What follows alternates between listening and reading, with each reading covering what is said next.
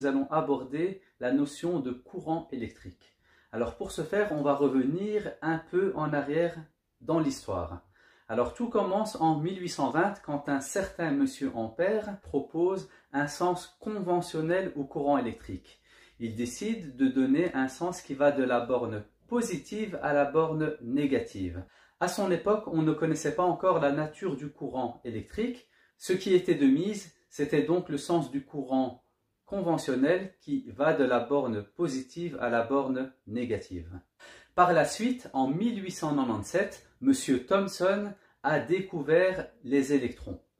Et donc, puisqu'un électron est chargé négativement, l'électron est repoussé par la borne négative et va vers la borne positive. Et ça, c'est le sens réel du courant. Donc, le sens réel du courant découvert par M. Thomson va de la borne négative à la borne positive. Dans le cadre de notre cours, nous retiendrons le sens du courant conventionnel, qui admet que le courant électrique parcourt le circuit de la borne positive à la borne négative du générateur. Voici deux schémas électriques comprenant chacun une pile, un interrupteur fermé, donc qui laisse passer le courant électrique, une diode LED ainsi qu'une résistance. La différence entre ces deux schémas se situe au niveau de la pile. Nous voyons que dans le premier schéma, on a une pile avec la borne positive et négative, donc au-dessus et en dessous. Et dans le deuxième schéma, on a la pile qui a été inversée.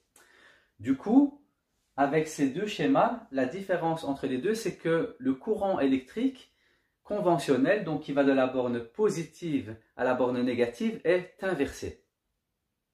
On va s'intéresser au premier schéma et plus spécifiquement à la diode LED. Alors on voit que le courant électrique va de la borne positive à la borne négative et au niveau de la diode, le sens du courant électrique, la flèche du courant électrique est dans le même sens que la flèche du symbole de la diode, ce qui fait que la diode s'allume. Dans notre deuxième schéma que voici, nous voyons que le sens du courant a été inversé puisque la pile a été retournée.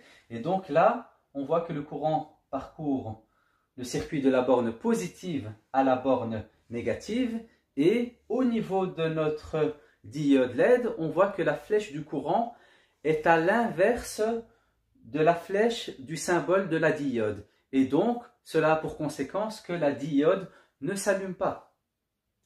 Nous pouvons donc conclure que la diode LED ne s'allume que si le sens du courant est dans le sens de la flèche du composant qui représente la diode LED. Merci d'avoir suivi cette vidéo et bon travail à tout le monde.